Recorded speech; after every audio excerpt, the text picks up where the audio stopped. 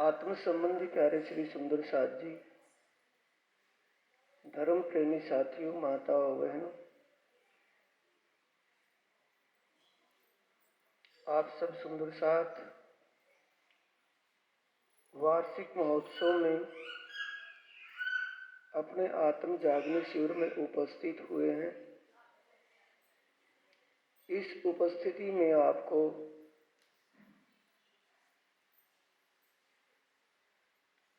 चर्चा वाणी, ब्रह्मवाणी सुनने को मिल रही है, जिसमें आपको चर्चनी ज्ञान ध्यान चितवन के लिए सुनने को मिल रहा है। आप ध्यान चितवन कर रहे हैं, ये आपका सौभाग्य समझिए। इसके लिए आपको कुछ सुनाने के लिए विजय भाई दिल्ली से पधारे हैं। थोड़ा समय के लिए आए थे, थोड़ा ही समय काफी है। इनकी दो चर्चा, एक आपने सुन ली, एक सुबह सुनेंगे। थोड़े में ही बहुत कुछ इन्होंने सुना दिया। दूसरा सुशांत जी आए हैं। महात्मा सुशांत जी आपको 2 दिन से कुछ सुना रहे हैं, 2 दिन और भी सुनाएंगे। यानी आपको भरपूर ब्रह्म ज्ञान रस पान करवाया जा रहा है। ये समय आपका बेश कीमती है। जो भी समय निकाल करके, जितना भी जो समय निकाल करके आ गया, उतना ही समय अनमोल है। सुंदर साथ जी, ध्यान चितुनी में बैठने से पहले आप प्राणायाम 10 मिनट, 15 मिनट, जितना भी देर भस्त्रिका प्राणायाम करना है। गहरा श्वास भरना और धीरे से गहरा छोड़ना। ये 10 मिनट करने के बाद फिर आप सद्गुरु स्वरूप का ध्यान करेंगे। अपनी सुरता, चित्तवृत्ति सद्गुरु के स्वरूप में लगाएं, उनका स्मरण कीजिए। सद्गुरु स्वरूप का ध्यान कर दरगाह मुकद्दस, मुक्ति धाम, गुम्मट साहिब, जिसमें साक्षात प्रियतम धाम धनी प्राणनाथ विराजमान है, गुम्मट साहिब में जो सेवा पधराई है, वहाँ उसका ध्यान कीजिए, सुरता वहाँ लगाइए। फिर उसके बाद सतगुरु स्वरूप को साथ में लेकर के, सतगुरु स्वरूप जो स्वरूप साथ में लेकर के आप यहाँ से धाम धनी अक्षरातीत के दिव्य परम धाम की तरफ प्रस्थान कीजिए। तो सबसे पहले ये जो आकाश, अंतरिक्ष, इसके परे परम आकाश, जहां से अनेकों ब्रह्मांड उत्पन्न होते हैं, जिस ब्रह्मांड में हम रह रहे हैं, बैठे हैं, ऐसे ब्रह्मांड, अनेकों ब्रह्मांड उस महाशून्य निराकार से प्रकट होते हैं और फिर लय होकर के उसी में समा जाते हैं। इस हद के ब्रह्मांड में आप स्वर्ग, स्वर्ग के परे सतलोक, तीनों भगवानों की पुरिया, उसके परे शून्य, मां शून्य समष्टि, इन निराकार मंडल हद को पार करते हुए बेहद में प्रवेश करें। हद का ब्रह्मांड, क्षर सर्वाणी भूतानी, ये बढ़ने मिटने वाला सोपन का स्वरूप, इसके परे अखंड चेतन धाम, अखंड योग माया में प्रणव ब्रह्म, रोधनी शक्ति,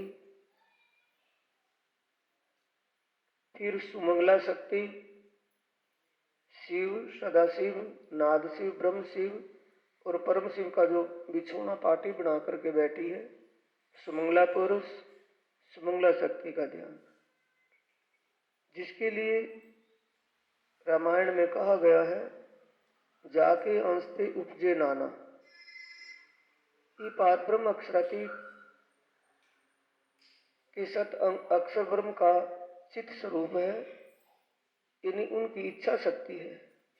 सुमंगला शक्ति, इच्छा शक्ति, जिसके विचारने मात्र से अनंत ब्रह्मांड बनते मिटते हैं। सुमंगला शक्ति से परे अखंड ब्रज लीला, जो अपनी ही लीला है, जो पहले ब्रह्मांड में हुई वो अखंड हो गई। बाल गोपालों के साथ बाल स्वरूप श्याम सुंदर लीला कर रहे हैं। बाल गोपालों की ये ब्रज की अखंड लीला, इसके बाद फिर रास मंडल का ध्यान करें, जिसमें एक एक श्याम, एक एक सखी, एक एक श्याम, एक एक सखी, जितनी सखियां हैं उतने श्याम स्वरूप धारण किए हुए हैं। ये भी अपनी पहली लीला, रास लीला अखंड है। रास लीला के बाद सबलिक ब्रह्म धाम में सबलिक ब्रह्म और उनके साथ योग माया अपने सबलिक ब्रह्म धाम में सिंहासन पर विराजमान है। इसके परे जमुना जी, जैसे दिव्य ब्रह्मपुर परम धाम में अक्षर ब्रह्म के रंग महल और अक्षरातीत पार ब्रह्म के रंग महल के बीच में जमुना जी, 7 वन 7 घाट 2 पुल की शोभा आई है, वही शोभा यहाँ है। सबलिक ब्रह्म और केवल ब्रह्म के बीच में, सबलिक ब्रह्म धाम और केवल ब्रह्म धाम के बीच में भगवान शंकर ने इसी को ही अक्षरातीत की लीला मानकर अपने ज्ञान की तीसरी करी थी। यहीं तक उन्होंने सच्चिदानंद स्वरूप को मान लिया था। केवल ब्रह्म अपने केवल ब्रह्म धाम में आनंद योग माया के साथ सिंहासन पर विराजमान है। इस केवल ब्रह्म धाम में ही महाराज की लीला हुई, जो सबलिक ब्रह्म धाम में महाकारण में अखंड हो गई। इसके आगे सतस्वरूप ब्रह्म धाम, सतस्वरूप ब्रह्म धाम में महाकारण में ईश्वरीय सृष्टि का महाकारण से प्रकटान हुआ, उनका ये मूल ठिकाना और ईश्वरीय सृष्टि के जीवों का ये मुक्ति धाम है। इस महाकारण से परे निर्मल चैतन्य, सतस्वरूप ब्रह्म धाम का निर्मल चैतन्य में ब्रह्मात्माओं के जीवों का मुक्ति स्थान। यहाँ तक ये बेहद मंडल, हद पार बेहद और बेहद पार अक्षर, अक्षर पार वतन जागे इनका। इस बेहद मंडल से आगे दिव्य ब्रह्मपुर परम धाम की शोभा आती है।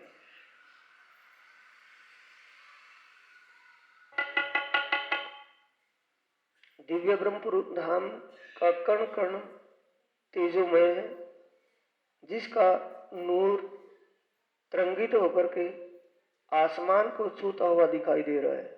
चारों तरफों से दिव्य ब्रह्मपुर परम धाम में कोई भी जगह ऐसी खाली नहीं है जहाँ दिव्य नूर ना हो।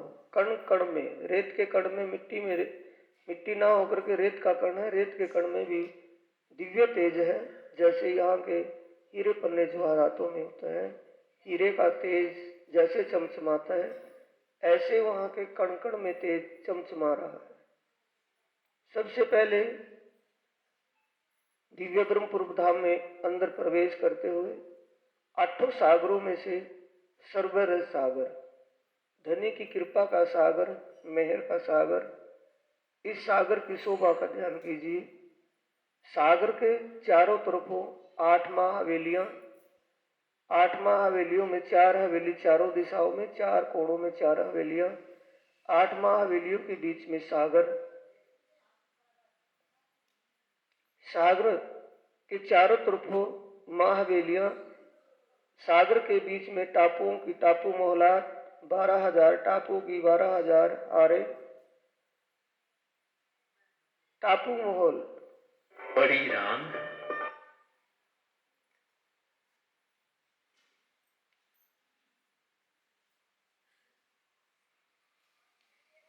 सागरों में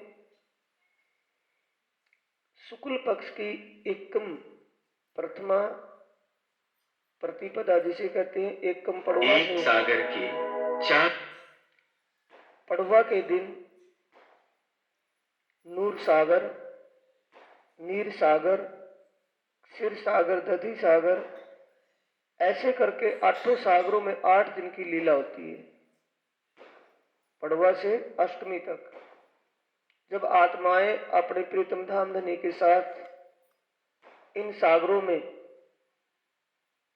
भ्रमण करने के लिए, विचरण करने के लिए आते हैं, तो सबसे पहले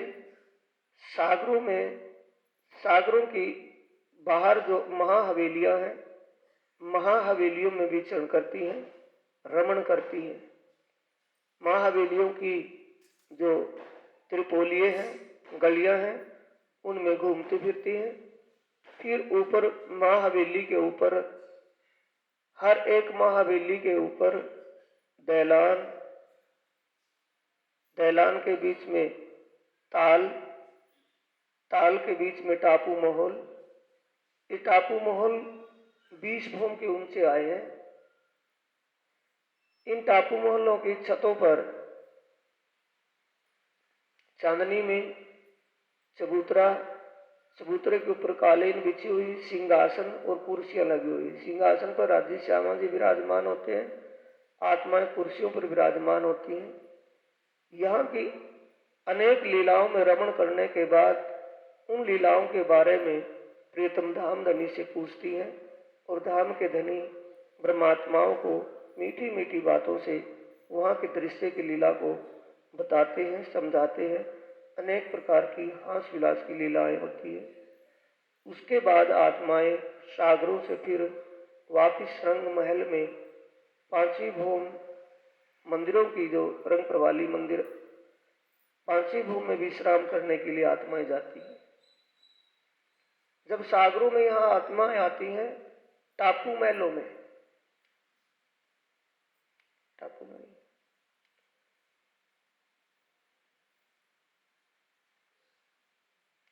जब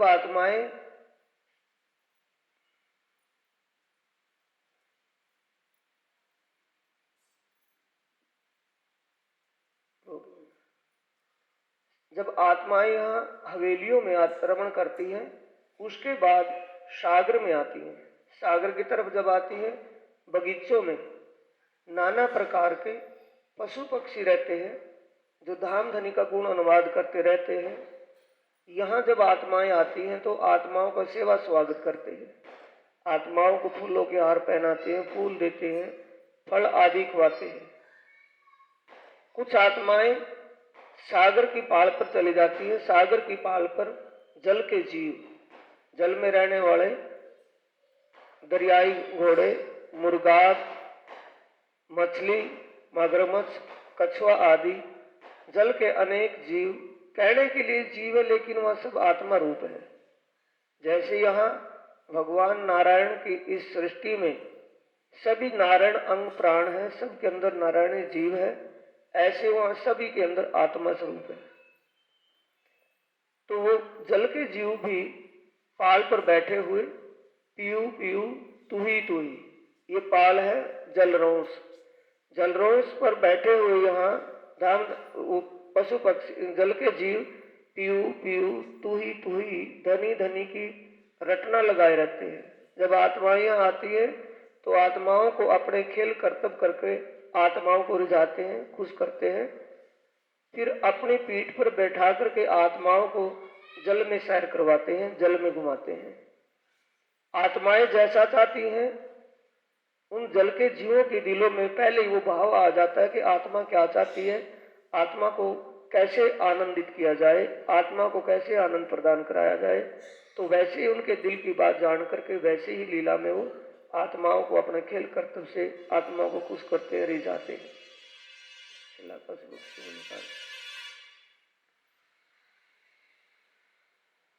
जल के जीव, ये कछुआ, ये मगरमच्छ, मत्स्य, दरगाही मुर्गाब, दरगाही घोड़े, अनेक जल के जीवों पर बैठ कर के आत्माएं सवारी करती है।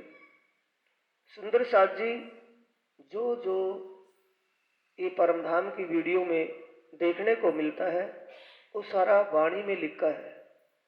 वाणी में लिखा हुआ जब धाम के धनी श्री प्राणनाथ जी दरगाह मुकद्दस पन्ना जी धाम में बंगला साहिब में रात से 9 और 1-1:30 बजे तक चर्चा करते थे तो परमधाम की लीलाओं को ही बताते थे।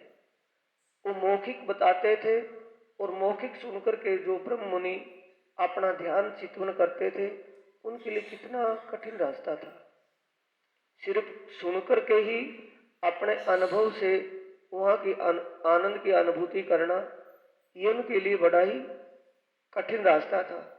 और आज इस वाणी के प्रकाश से ये आपको नक्शे में देखने को मिल रहा है, वीडियो में देखने को मिल रहा है, ये आपका सौभाग्य है, सरल हो गया। ये शोभा काल्पनिक नहीं है, हकीकत की है। जैसा वाणी में है वैसा ही सीन सामने आया है। ये सीन देख करके आप उस शोभा का ध्यान, उसकी धारणा कर सकते हैं।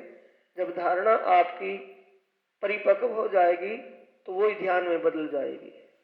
ध्यान में जब आप लंबे समय तक ध्यान में डूबने लगे तो समझो फिर वही समाधि का रूप बदल गया, चितवनी के रूप में आ गई। इसके बाद सागरों में 8 दिन सागरों में और 9वें दिन, 9वीं के दिन छोटी रांग की 4 हार हवेलियों में आत्माएं भ्रमण करने के लिए आती हैं।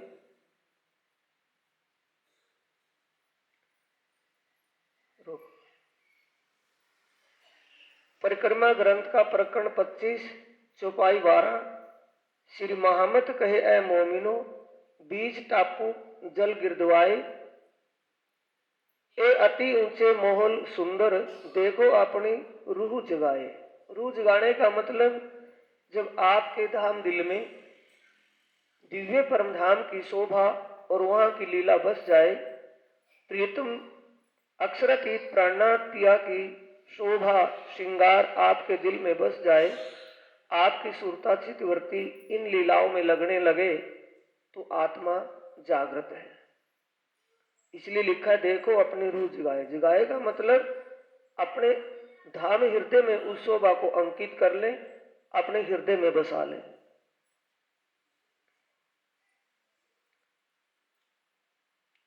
ये टापू आए हैं, टापू महल जैसी हवेलियां हैं, मौलाते हैं, बाहर बड़ी रांग की हवेलियां हैं, उन हवेलियों के जैसे ये टापू महल है।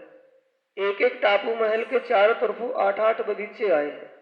4 बगीचों में चांदनी चौक, लाल हरे वृक्ष 4 दिशाओं में, 4 कोणों में। जब आत्माएं पशु पक्षियों पर बैठ करके जल के अंदर रमण करती हैं, तब पशु पक्षी जैसा आत्मा सोचती है, विचारती है अपने दिल में कि मेरा ये पशु, ये पक्षी या ये जल का जीव रंग महल, इस टापू महल के चारों तरफ भी घूमता रहे तो वो वहां ही घूमता रहेगा। बीचों बीच जाए तो बीचों बीच चला जाएगा। तो आत्माओं की दिल की बात समझ करके जल के जीव आत्माओं को वैसा ही आनंद प्रदान करते हैं।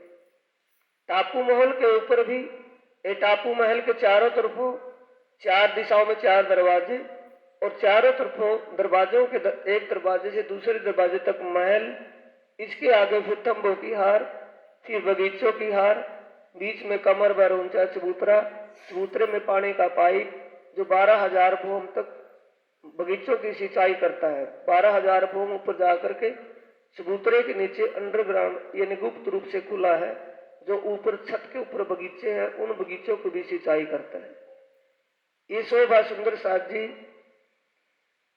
जैसे जैसे दिल में बसती चली जाएगी परम धाम की शोभा और लीला, वैसे वैसे आत्मा जागृत होती चली जाएगी।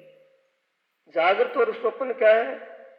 पारब्रह्म परमात्मा के स्वरूप शोभा धाम और लीला से अज्ञान है तो सुसुप्त अवस्था है, और उसका ज्ञान दृष्टि से जब पता चल गया हृदय में प्रकाश हो गया और ध्यान लगाकर आत्म दृष्टि से उस शोभा का अनुभव होने लगा, अनुभूति करी, तो समझो आत्मा जागृत है। चल इसके खोल, इसने पूरा करो।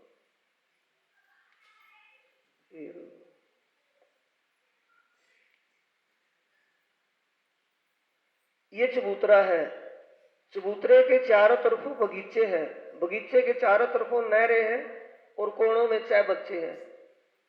यहाँ जब आत्माएं आती हैं प्रीतम धाम ननी के साथ तो इस चबूतरे पर विराजती हैं। कुछ आत्माएं चबूतरे पर विराजमान होती हैं, कुछ आत्माएं ये जो टापू महल है, टापू महल के छज्जों पर बाहर बालकनी जो होती है उस पर घूमती हैं।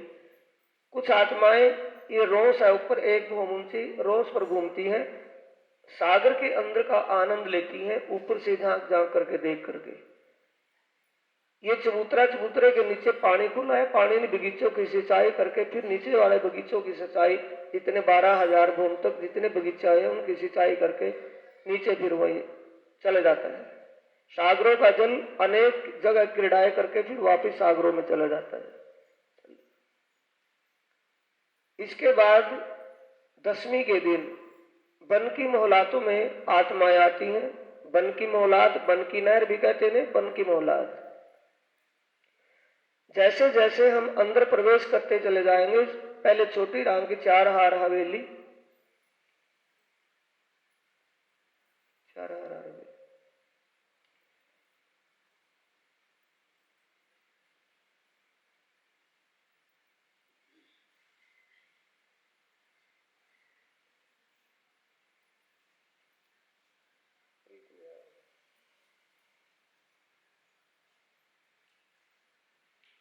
प्रीत कहाँ है?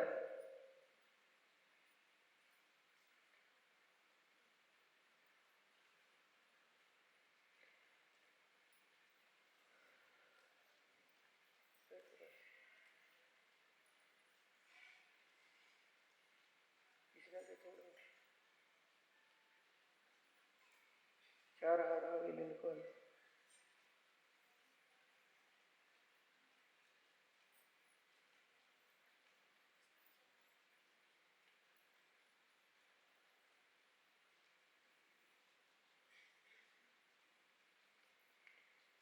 एक खोलो,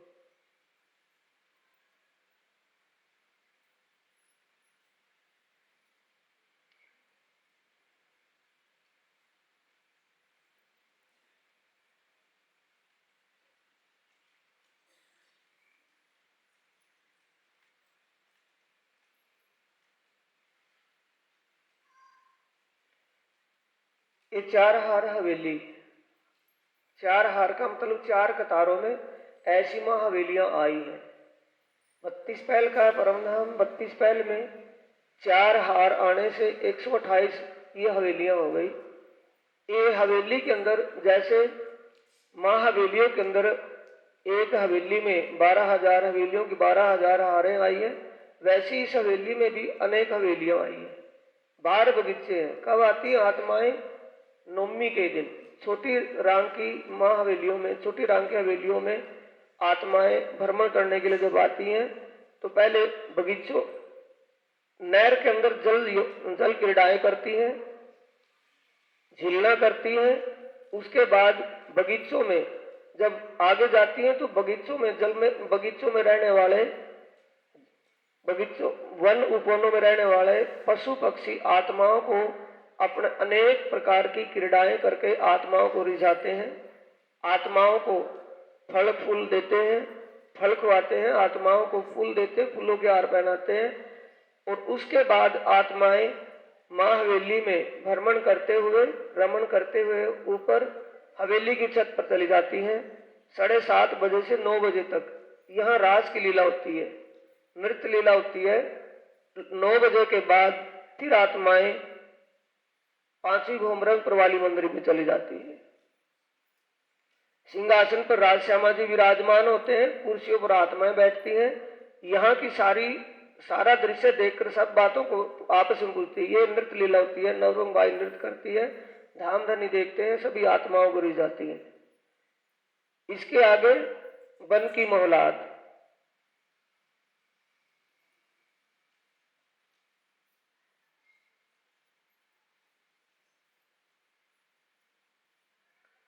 ये वन की मोहलात जैसे चार हार हवेलियां, पूरा खोल लेना, जैसे चार हार हवेलियों के चारों तरफों नहरें आई हैं, वैसी इसके चारों तरफों नहरें आई हैं। आगे छोटे बगीचों के छोटे बगीचे आए हैं। इन सब के बीच में 5 भूम ऊंचा ये वृक्ष है, विशाल वृक्ष। एक एक विशाल वृक्ष की शोभा कैसी है, जैसे माणिक पहाड़ की हवेलियों की शोभा है। माणिक पहाड़ में एक हवेली में 12,000 महल, 12,000 महलों में एक ही महल में 12,000 मंदिर, एक ही मंदिर दरवाजे के अंदर से सीढ़ियों के द्वारा ऊपर जाती हैं। ऊपर पशु पक्षी आत्माओं को देख करके अपनी कला करतब दिखा करके आत्माओं को खुश करते हैं। अनेक प्रकार की कला करतूत दिखाकर आत्माओं को आनंदित करते हैं। यहाँ आत्माएं रात के 9 बजे तक, 6 बजे से 3 बजे आती हैं, 3 बजे से 9 बजे तक दोपहर वनों में ही रहती हैं। उसके बाद फिर आत्माएं रंगपुर वाली मंदिर यानी 5वीं भूम में विश्राम के लिए चली जाती है। रंगपुर वाली मंदिर में राज श्यामा जी विराजते हैं और आत्माएं उनके चारों तरफों जो मां हवेलियां हैं उनमें विराजती हैं, शयन लीला में शयन करती हैं। चल, वन की मोहलात के बाद जवेरों के महल।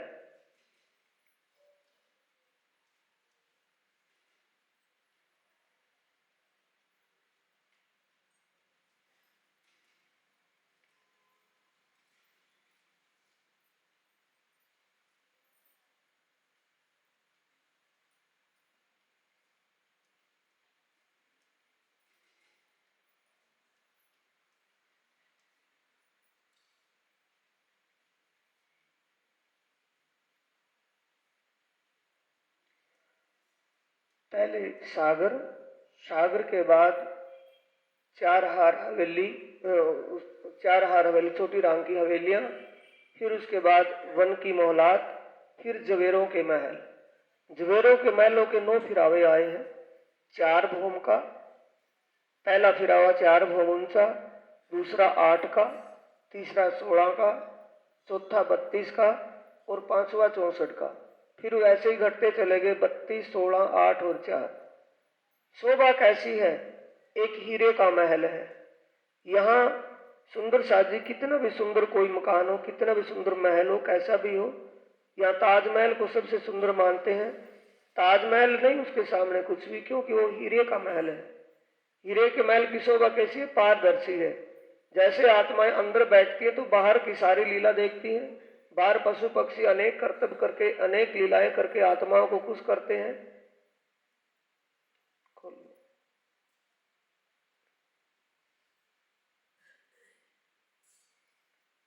मंदिरों की हार, फिर थंबों की हार, फिर मंदिरों की हार, फिर थंबों की हार, बीच में कमर भर ऊंचा चबूतरा, चबूतरे के ऊपर किनार पर थंबों की हार।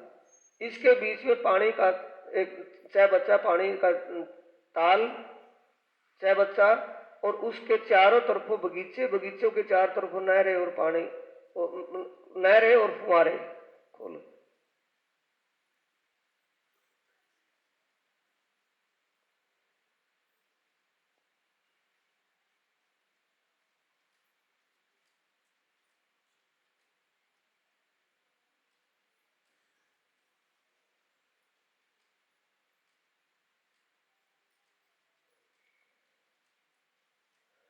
बीच में पानी का बच्चा, पानी के बच्चे के बीच में पानी का स्तून, पानी का पाइप ऊपर तक गया। 4 भूम में, 4 भूम के महल में 4 भूम ऊपर, 5वीं चांदनी में भूम के अनुसार ऊपर निकलता चला गया। इसके बाहर बगीचे, बगीचे के फूलों के बगीचे, फुलवारी के बगीचे, फुलवारी के बगीचों के चार तरफ नहरें और पानी के 6 बच्चे फुहारे चल रहे हैं। आत्माएं जब यहाँ बैठते हैं, राजी श्यामा जी सिंहासन पर विराजते हैं, आत्माएं कुर्सियों पर बैठती हैं, तो यहाँ शीतलता और सुगंध का आनंद लेती है। बाहर की लीलाएं, पशु पक्षी अपना अपना खेल कर्तव्य करके आत्माओं को रिझाते हैं। ज्यादा समय तक आनंद में यहाँ आनंद विभोर होती है। जवेरों के महलों के बाद यमुना जी, श्री यमुना जी का, यमुना जी के केल पुल से होते हुए, केल पुल,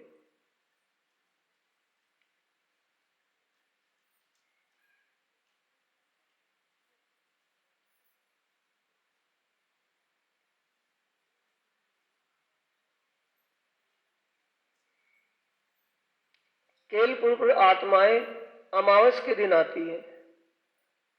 वट पुल पर दूज के दिन, कृष्ण पक्ष में दूज के दिन, और केल पुल पर कृष्ण पक्ष में अमावस के दिन आत्माएं यहाँ आती हैं।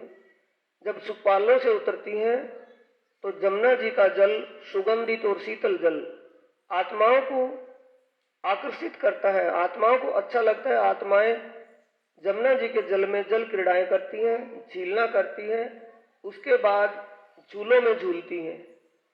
सभी झूलों में धाम धनी आत्माओं को ऐसा लगता है कि मेरे पास भी मेरे धाम के धनी झूले में बैठे हैं।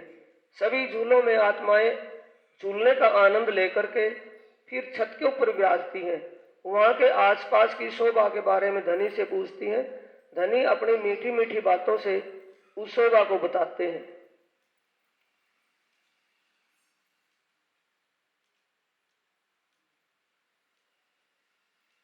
अमावस के दिन यहाँ केल पुल पर आकर के विराजते हैं। युगल स्वरूप राज श्यामा जी सिंहासन पर बैठते हैं, आत्माएं कुर्सियों पर बैठती हैं। जो भी बात पूछती हैं आत्माएं, तो पारब्रह्म परमात्मा मीठी मीठी बातों से आत्माओं को आनंदित करते हैं, वहां के बारे में बताते हैं। आत्माओं को आनंद, कृष्ण पक्ष है, कृष्ण पक्ष में 3 बजे से 6 बजे तक एक पहर वनों में, उसके बाद फिर रंग प्रवाली मंदिर में, अपने रंग महल के अंदर चला आठ घाट।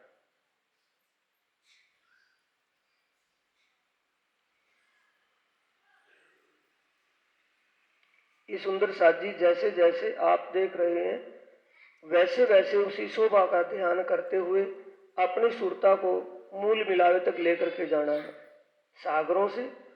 सागरों से आगे वन की मोहलात, वन छोटी रांग की हवेली, छोटी रांग हवेली के आगे वन की मोहलात, वन मोहलात के आगे जवेरों के महल, जवेरों के महलों से आगे फिर जमुना जी। जमुना जी केल पुल से आए तो केल पुल से होते हुए जमुना जी की पाल से पाठ घाट पर, पाठ घाट पर जब आत्माएं पाठ यहाँ पड़ुआ के दिन, एकम के दिन जब आती हैं, तो कुछ आत्माएं जल में जल क्रीड़ाएं करती हैं, कुछ आत्माएं रत्न जड़ित के माहौल में पिया कीजिए रंग विलास, रत्न जड़ित के माहौल में इस महल के अंदर पकड़ दौड़ की लीला करती है। चारों कोणों में थंब नीलवी के थंब है, इन नीलवी के थंबों में जिन्ना सीढ़ियां चढ़ी है ऊपर जाने के लिए। आत्माएं एक आगे दौड़ती है, दूसरी पीछे पकड़ने के लिए दौड़ती है। ये जल क्रीड़ा यहाँ होती है। धाम धनीन की सब क्रीड़ाओं को देखते हैं, आत्माएं आनंद में आनंद विभोर हो जाती हैं। कोई आत्माएं बड़े बन के जो वृक्ष आए हैं पाल पर, बड़े बन के वृक्षों में झूलों में झूला झूलती हैं, पंचभूमों में झूले हैं, झूलों में झूला झूलती हैं। कुछ आत्माएं पशु पक्षियों से बातचीत करती हैं, पशु पक्षी अपने खेल कर्तव्य करके आत्माओं को रिझाते हैं। ये यहाँ पाठ घाट की शोभा को देखते निहारते हुए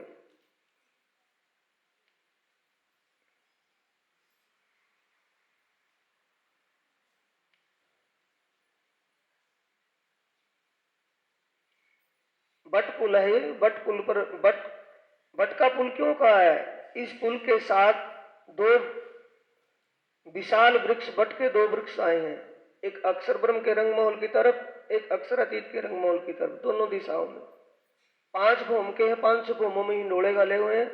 आत्माएं जब दूज के दिन यहाँ आती हैं तो कुछ आत्माएं बट के हिंडोलों में झूलती हैं, कुछ आत्माएं बट पुल मोहलात के हिंडोलों में झूलती हैं, कुछ आत्माएं रेती रमण करती हैं, अपनी अपनी इच्छा से, अपनी अपनी मर्जी से, अपने अपने आनंद में आनंदित होती है।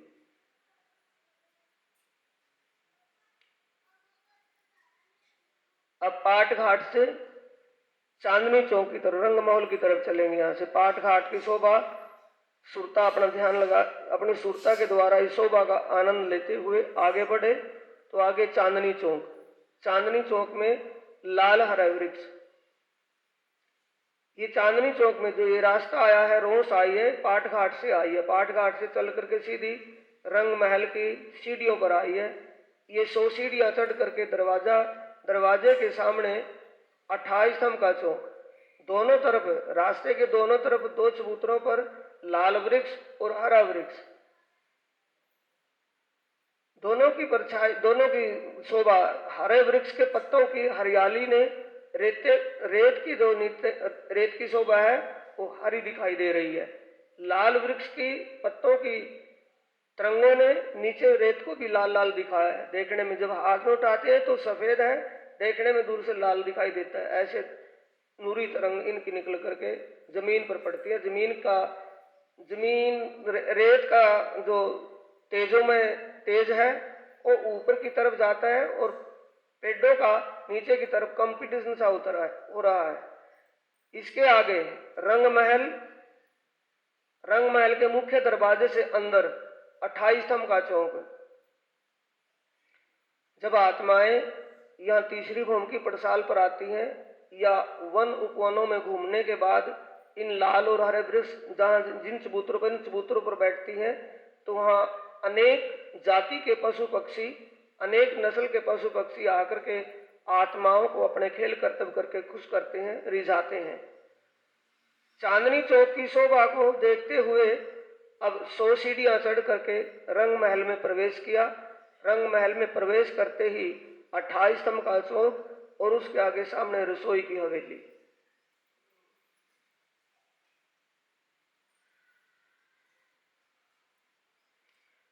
ये 28 स्तंभ का चौक आया है, ये रसोई की हवेली है। रसोई की हवेली 4 चौरस हवेलियों में एक चौरस हवेली में रसोई की हवेली है, बाकियों में और मंदिर हैं, लेकिन जैसी शोभा रसोई की हवेली की है दहलानों से वो वहां नहीं है। ये श्याम रंग का मंदिर है जिसमें रसोई बनती है। ये श्वेत रंग का मंदिर है जिसमें रसोई का भंडार सामान रखा रहता है। ये बीच में लाल रंग का मंदिर जिसमें सीढ़ियां चढ़ी है, 9 भूम 10वीं आकाशी तक गई है। 5 मंदिर साइड में जाकर के, 5 इसमें साइड में जाकर के 10-10 मंदिर जाने के बाद फिर ये 4 दरवाजे, दोनों दिशाओं में दरवाजे आए हैं। दरवाजों के आगे दहलान है। दहलान में दोपहर को भोजन प्रसाद जिमने की लीला होती है। आत्माएं दोपहर के समय इन दहलानों में भोजन आरोगने की लीला करती हैं। धाम धनी तीसरी भूमि की पड़साल पर ही भोजन आरोगने की लीला करते हैं।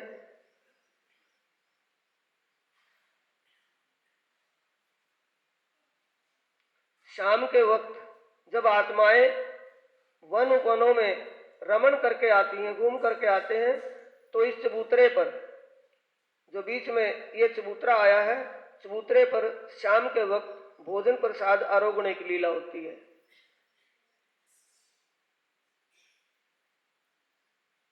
रसोई की हवेली से 3 चौरस हवेलियां पार करके आगे गोल हवेली, जिसमें ये दहलान है। दहलान में दोपहर के वक्त आत्माएं भोजन प्रसाद आरोगने की लीला करती हैं। आत्माएं एक दूसरे को परोसती हैं, एक दूसरे को भोजन परोसती हैं और भोजन आरोगने की लीला करके फिर कहीं कहीं वन उपवनों में घूमने के लिए चली जाती हैं 3 बजे तक। 3 बजे फिर तीसरी भूमि की पड़साल सज्जे पर आ जाती हैं। प्रीतम धाम धनी चरणों में प्रणाम करती हैं और धाम धनी पूछते हैं, श्यामा जी को कहते हैं कि श्यामा जी पूछिए आत्माओं को कि आज कहाँ घूमने के लिए जाना है।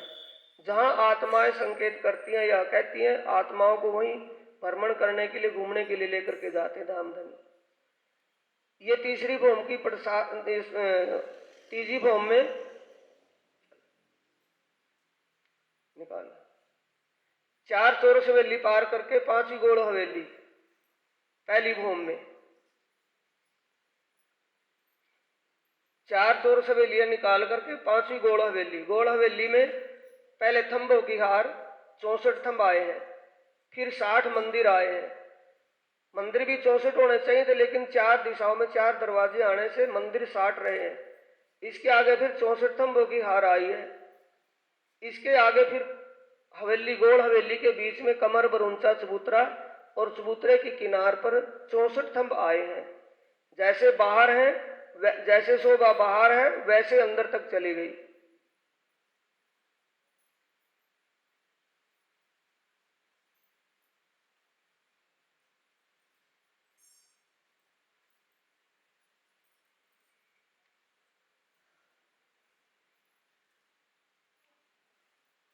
हवेली, गोल हवेली के बीच में कमर भर ऊंचा चबूतरा है। चबूतरे के ऊपर किनार में 64 थंब आए हैं। चबूतरे की किनार पर 64 थंब आए हैं।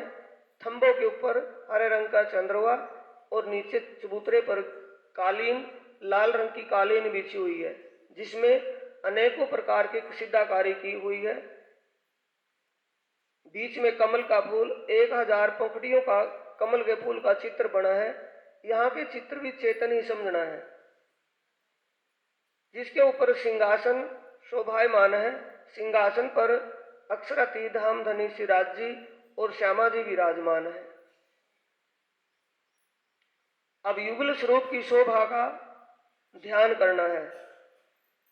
परिक्रमा ग्रंथ प्रकरण 4 चौपाई 20 में आया है, फेर फेर स्वरूप जो निरखिए, भूषण वस्त्र श्रृंगार, फेर फेर मिलावा मूल का, फेर फेर देखो मनोहार। युगल स्वरूप की शोभा है। चारों तरफों घेर करके आत्माएं आई हैं, इसके लिए कहा है फेर फेर स्वरूप जो निरखिए, वस्त्र भूषण श्रृंगार, फेर फेर मिलावा मूल का, फेर फेर देखो मनोहार। कि अपनी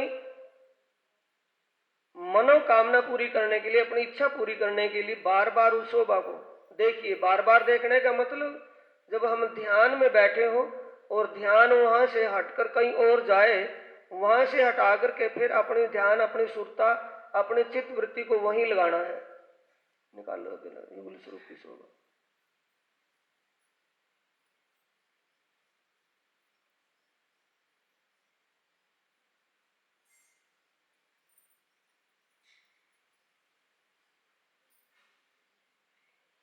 युगल स्वरूप राज श्यामा जी की श्रृंगार शोभा, फेर फेर भूषण वस्त्र श्रृंगार।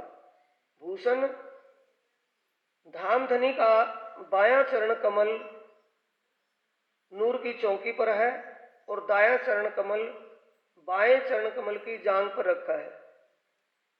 चरण कमलों में नीचे झांझरी, घुंघरी, कांबी और कंडला ये टकनों में पहरा हुआ है। इसके ऊपर इजार, केसरी रंग की इजार,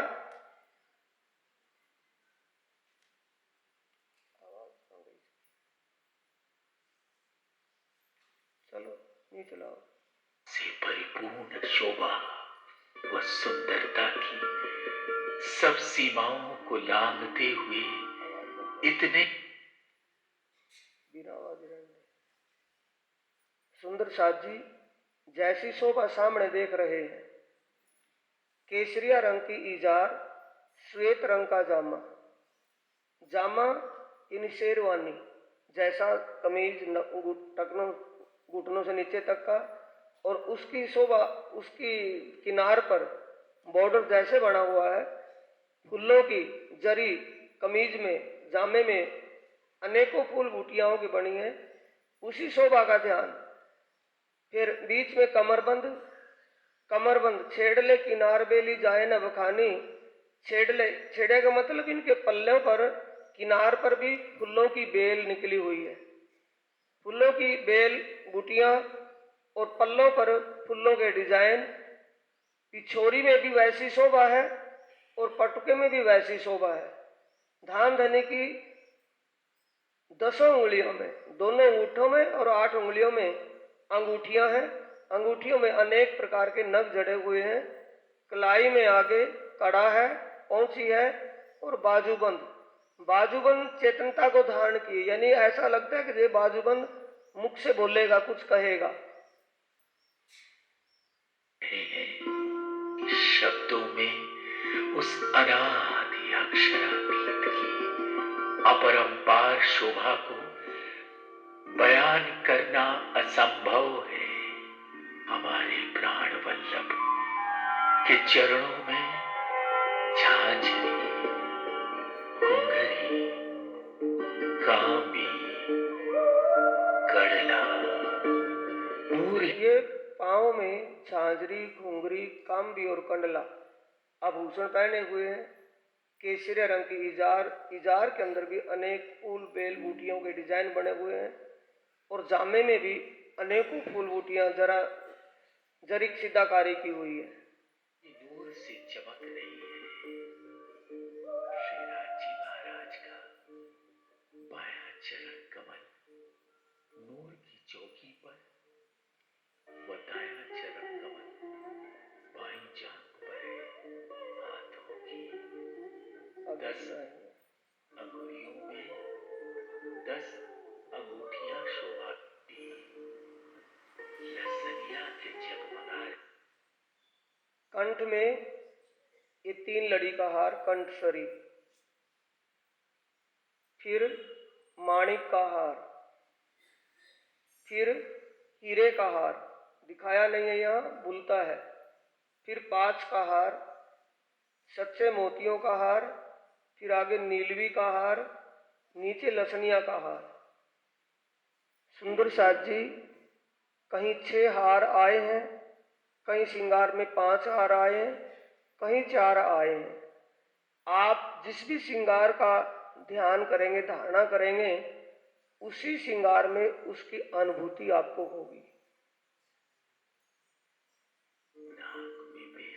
कानों में कर्णफूल, नाक में बेसर, घुंघरूले बाल कंधों के ऊपर आए हैं।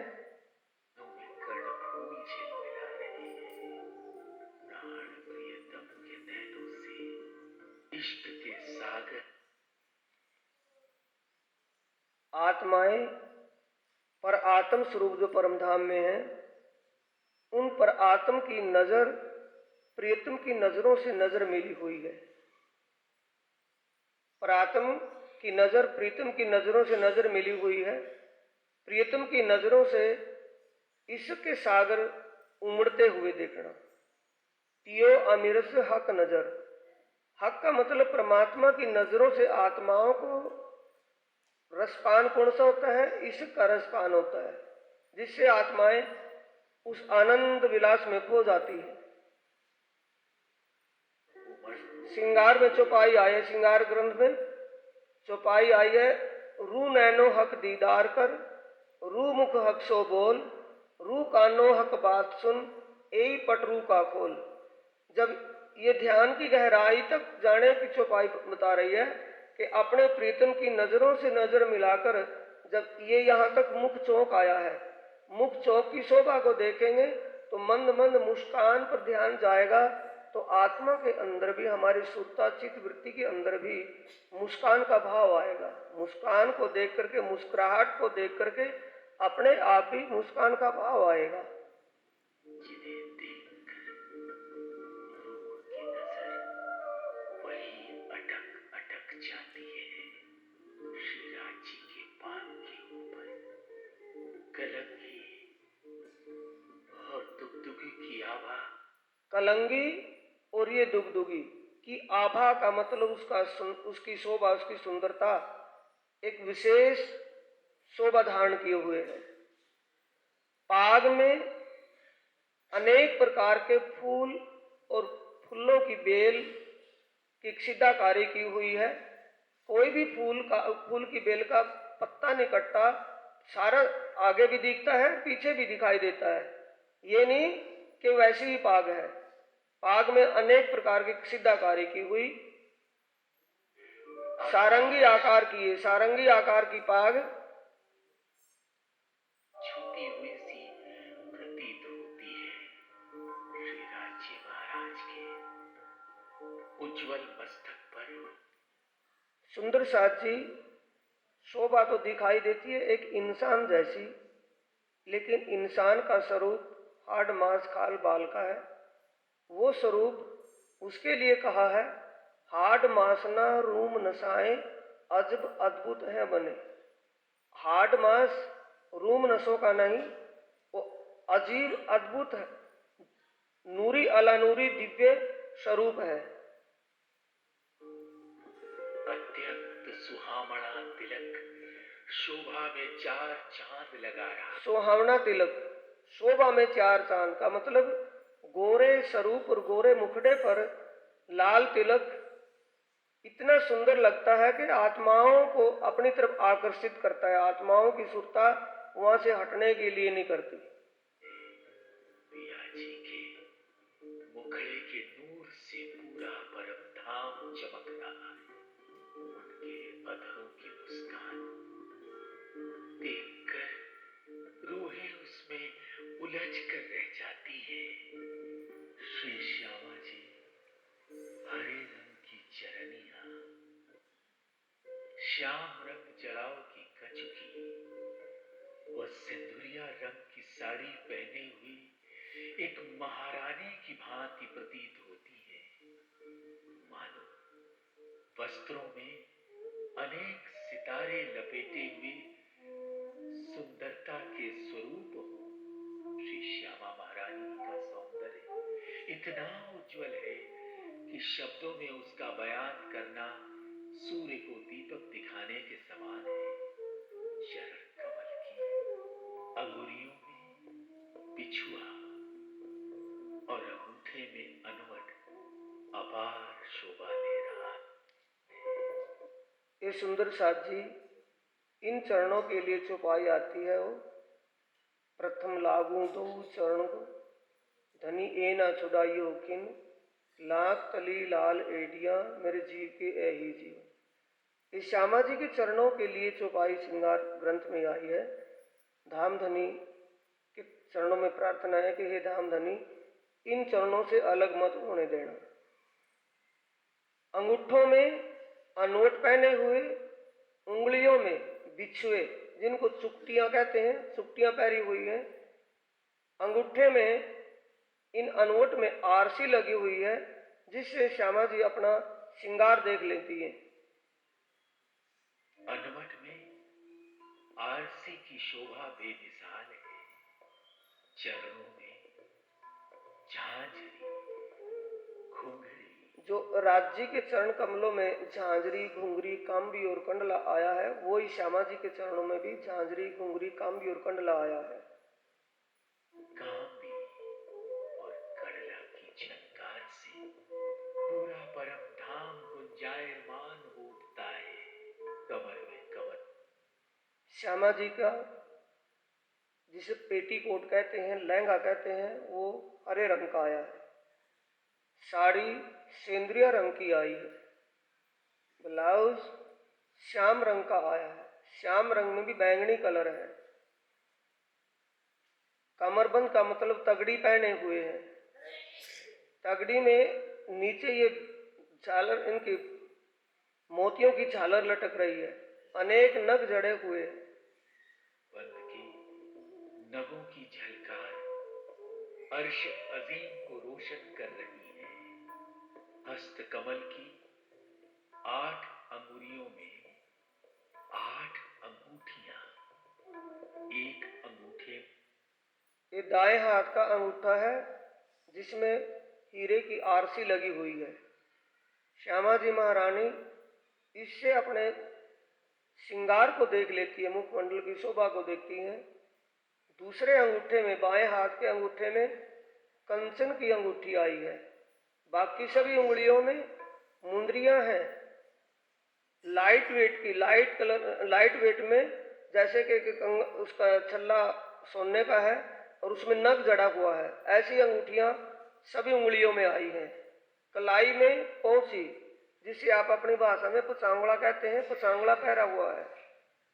और दूसरे इसमें एक कंचन की, चलाओ, में कंचन की अंगूठी। ये मुंदरियां आई है नग जड़ी हुई और लाइट वेट में। कलाई में पहुंची नव, इसको पोंची कहा है पचांगड़े को। ये नव घड़ी, नव रंग का नवचूड़ और ये कंकणी, इसके आगे बाजूबंद की शोभा। नवचूड़ कंकनी की झंकार से निज धाम गूंज रहा है। नवचूड़ में नौ रंगों के रत्नों की किरणें आपस में टकराती है।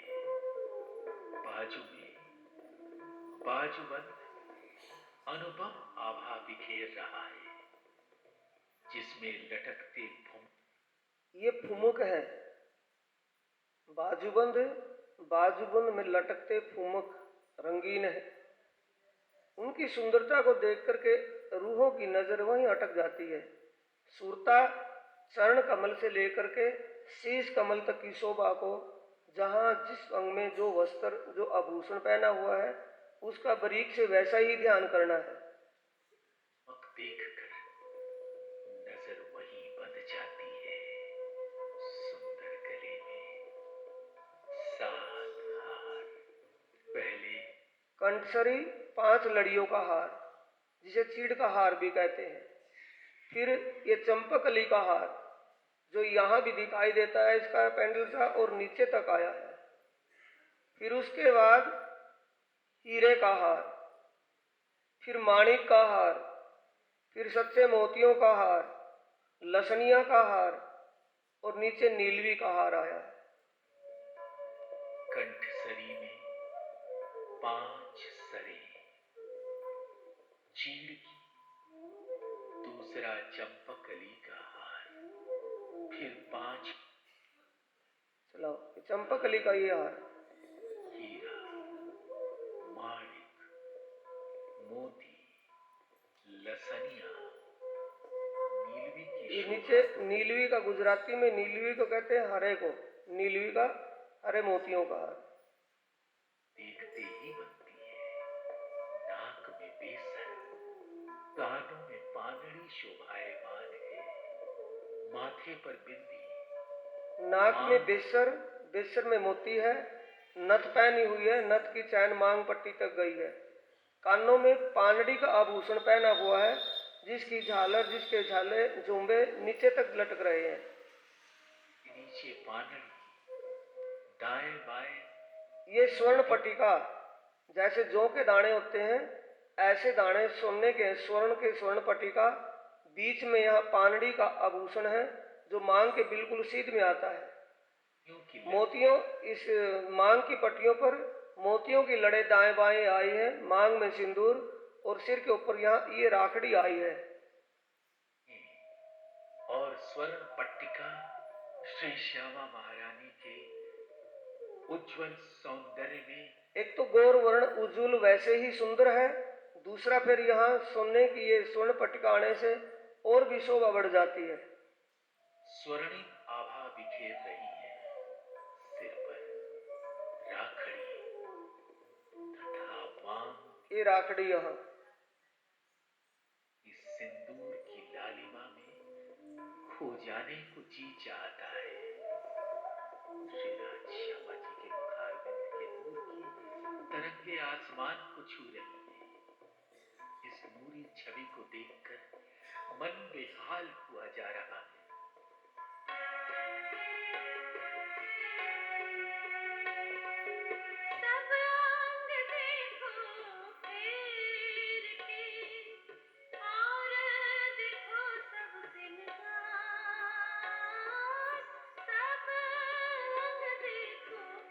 सब अंग देखो फेर के, फेर फेर सूरत साधिए, धनी चरित्र सुख चैन, इश्क आए बेर कछु नहीं, खुल जाते निज नैन।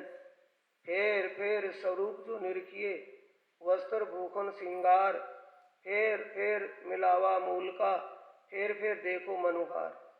ये परिक्रमा ग्रंथ की चौपाई ध्यान सूरत इश्क पैदा होने की, प्रकरण का नाम है सूरत इश्क पैदा होने की। वो पारब्रह्म परमात्मा की शोभा, पारब्रह्म परमात्मा का दिव्य धाम और वहाँ की लीला हृदय में कैसे बसे, कैसे हृदयांगम होए, उसमें बताई गई है सुंदर साथ जी। जब भी अपनी सूरत, अपना ध्यान, चित्त वृत्ति उस शोभा में जहाँ हमने लगाई है, जिस लीला में, जिस शोभा में सूरता लगाई है, अगर वहाँ से हट करके कहीं और भटके तो वहाँ से हटा करके दोबारा फिर वहीं लगाए। इसके लिए कहा है फेर फेर, फिर ये नहीं कि अब 1 घंटे के लिए आधे घंटे के लिए ध्यान कर ले, दोबारा फिर, वो नहीं कि सूरता जब वहां दाएं बाएं कहीं और विचलित होए, कहीं और भटके, तो उस भटकना से हटा करके फिर वहीं लगाएं। निराश ना होए कि भाई आज ध्यान नहीं लगा और निराश होकर के छोड़ करके बैठ जाए, नहीं। अपना काम है करत करत अभ्यास और जड़मति सुजान। अपना काम है प्रयास, अपना काम है कोशिश, और उसका साक्षात्कार का वो आनंद अनुभूति करवाना धाम धनी का काम है। तो सुंदर साज जी इस प्रकार युगल स्वरूप की शोभा का ध्यान करके मूल मिलावे तक, और मूल मिलावे से ध्यान की वो बात नहीं है कि मूल मिलावे तक ही पहुंचना है। ध्यान में 25 पक्ष में कहीं का भी ध्यान जहां भी देखेंगे राज्य श्यामा जी आत्माओं के साथ ही होंगे। अगर हम बंगलों में लगाएं, बंगलों के अंदर भी चबूतरे पर सिंहासन लगा हुआ है, सिंहासन और कुर्सियां लगी हुई हैं, वहां भी युगल स्वरूप विराजमान होते हैं। बंगलों के जो मंदिर हैं, 2400 मंदिर आए हैं, तो वो मंदिर है, मंदिरों में जो आत्माएं ऊपर भूमों में घूमती हैं, ऊपर से जब झांक करके देखती हैं तो प्रीतम पारब्रह्म परमात्मा के दर्शन चबूतरे पर सिंहासन पर बैठे हुए के दर्शन होते रहते हैं। दर्शनों का मतलब जो भी आत्मा राज्य की शोभा को देखना चाहती है, देखती है, ऊपर से निहारती है, तो राज्य की नजरों से नजर मिलती है। दर्शन होने का मतलब है नजरों से नजर मिलना। तो सभी आत्माओं को ऐसा लगता है कि राज्य मुझे देख रहे हैं। इस प्रकार सुंदर साथ जी 25 पक्ष में कहीं की भी शोभा का ध्यान करेंगे, कहीं की भी लीला का ध्यान करेंगे, युगल स्वरूप की शोभा वहां भी मिलेगी, वहां भी उस श्रृंगार की शोभा का ध्यान कर सकते हैं।